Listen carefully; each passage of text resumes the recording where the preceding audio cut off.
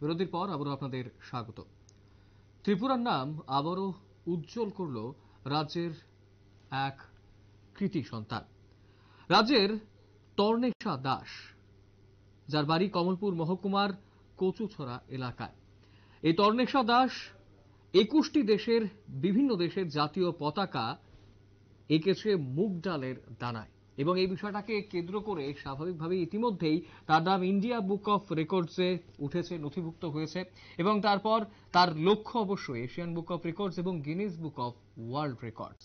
Agartala women's কলেজের দ্বিতীয় সেমিস্টারের ছাত্রী তর্নেশা বিরলের মধ্যে বিরলতম কৃতিত্বের অধিকারী।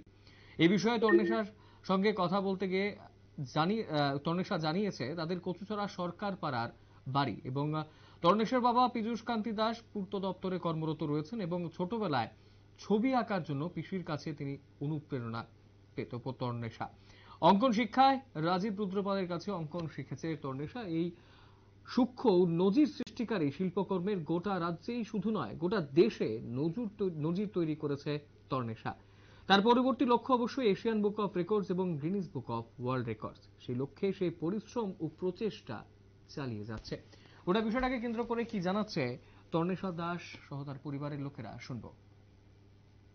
তর্নেশা দাস, তো আমি উত্তর কচুছড়া সরকার পাড়াতে থাকি। বর্তমানে রাজধানী আগরতলার মহিলা মহাবিদ্যালয় কলেজে পড়াশোনা করছি, সেকেন্ড ইয়ার। আমি যখন ক্লাস 4-এ পড়ি সেই সময় থেকে আঁকা শিখছি।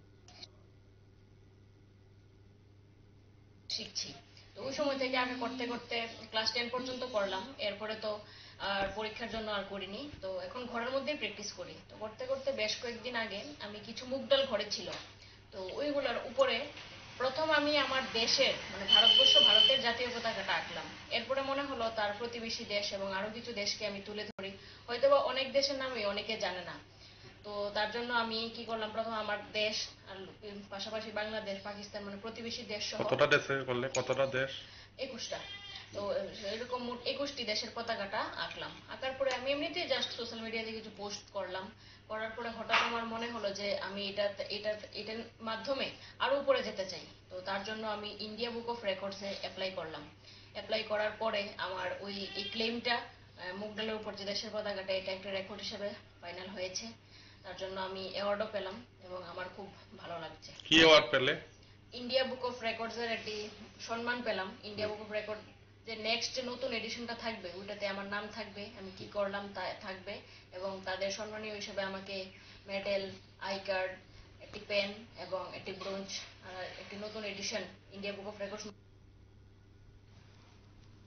আপনারা শুনলেন তর্নেশার বক্তব্য, এবং স্বাভাবিকভাবেই গোটা রাজ্যের নাম উজ্জ্বল করেছে এই কৃতি শিল্পী, এবং তার পাশাপাশি মুগ ডালের দানাতে 21টি দেশের বিভিন্ন পতাকা সে করেছে, এবং স্বাভাবিকভাবেই এই মুহূর্তে দাঁড়িয়ে গোটা রাজ্যের সাধারণ মানুষ অনেকটাই কিন্তু গৌরবান্বিত তর্নেশার এই সাফল্যে। ইতিমধ্যে ইন্ডিয়া বুক অফ রেকর্ডসে তার নাম নথিভুক্ত হয়েছে।